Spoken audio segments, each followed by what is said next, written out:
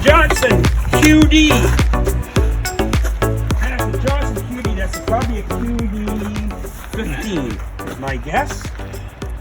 There it is. So, looks like a green motor to me. That's my Johnson, professional opinion. my guess. All right, we're ready to go. We're going. Right. Go.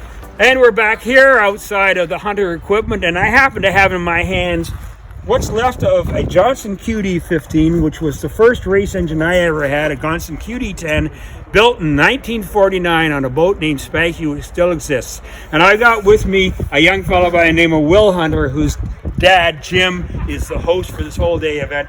Will, it's good to see you here. You too, Eric. Thank you very much for joining us. Will, I want to find out how you ended up getting into this crazy expensive sport, and you've probably seen more than one engine looking like this. Oh, one or two.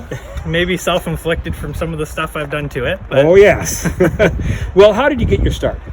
so I guess it goes back. I was maybe like 8 years old, and I went with my dad to the boat show in Gravenhurst, and I saw the guys from Muskoka Seafleet set up. They had a boat that was painted up like SpongeBob. So as a kid, I couldn't help myself. So I told my dad, I was like, okay, I want to have one of these. So he said to me, okay, you can have one, but you have to save your money to buy it. You buy the boat, I'll buy the motor. So I sold fishing bait for a few years, and then ended up having a 2-liter pot bottle filled with change, and bought this 3-point. It was a Hal Kelly. Hal Kelly Scatback. It was a Cougar 10, or is okay, that? Yeah, I went back 10, whatever they call them. But we bought one of those, and it needed everything you can imagine, but we put an aluminum deck on it, which we thought was neat at the time until you had to lift it. And then my dad found, I don't really know how he came across it, but it was a 10XS racing engine. Yeah. So I ended up getting that from someone in Toronto, I believe it was. Then fast forward, talking on the forums with Muskoka Seafleet, and ended up connecting with someone out on Lake Rosso. Put your hand up there, you want to get your... That's it. As much of your weight out there as possible. And then once you get going, if you do get going, then you can come back to your steering. The objective is to get as far forward as possible. Okay.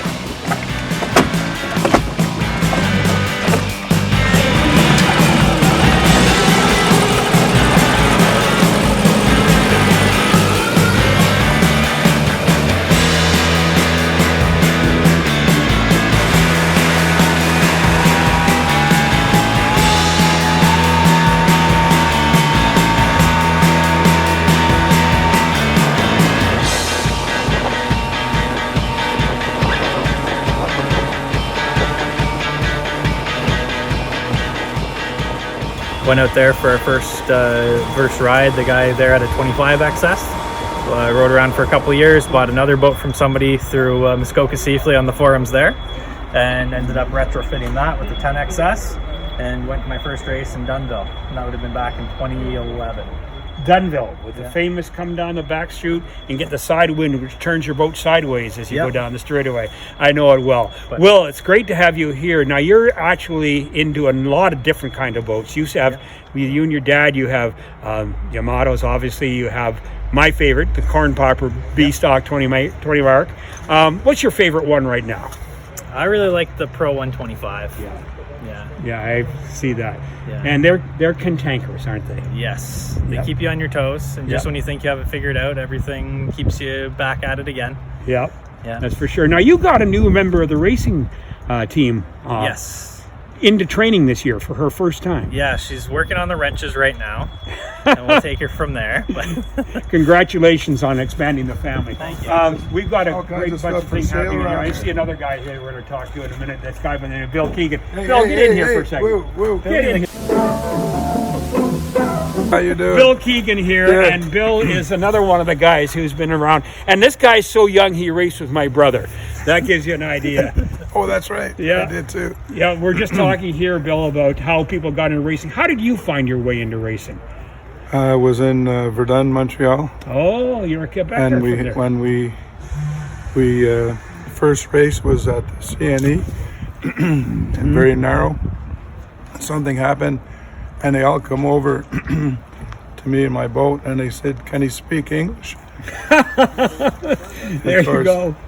And we couldn't speak French. No? Yeah. Well, it was, I might have been in that race. Was that the time that Hans Rapetius and Oscar Rapetius were running there? Maybe. All I know, when I was there, everybody ran over, and somebody had a big red toolbox.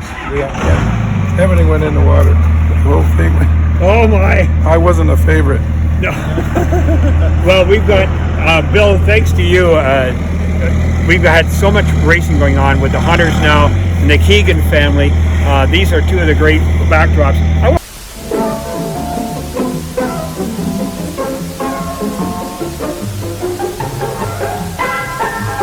So this Race Boat Hall of Fame is just down the road from you. Yeah. How do you feel about that? Is it going to be able to keep away from it, Will? I don't think so. I'm down in the Kingston area right now, but when I come back on the weekends, I think it's going to be something I check out frequently, just as it starts to develop and get some more inventory on that side. But it's exciting to see something come about that's all encompassing. Since we've had museums that are down at the wharf in Gravenhurst, and as a kid, I used to bike on down there, and the one that they had that was in more of a, I guess, like a garage. I remember paying a toonie to get in and walk around.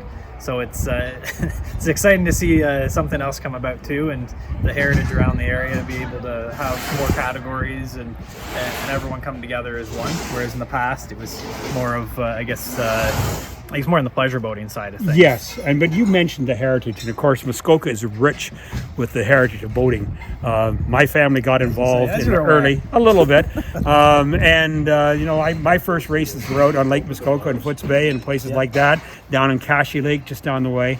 But what's really important here, from my perspective, is that we got young people back into it. Yeah. Now, one of the things you mentioned was Muskoka Seafleet Group. Yeah. Are you aware of the fact that at the Race Boat Hall of Fame, we're going to have a boat building corner? Oh, really? Where they are actually going to put together sea fleas, mini maxes, and that sort of thing.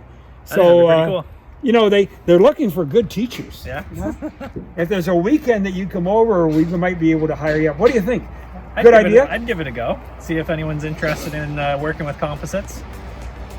We started with plywood before we get into the chemical resins. Walk before you can run, I guess. Yeah, I guess you do. Well, thank you very much for your time, and good luck you. in the race season coming up. Thanks, Eric. And get that young girl lined up. Oh, we have boat ready for her already. That'll go. We'll get her up in one in a minute here. So. Thank you very much. Thank you very much.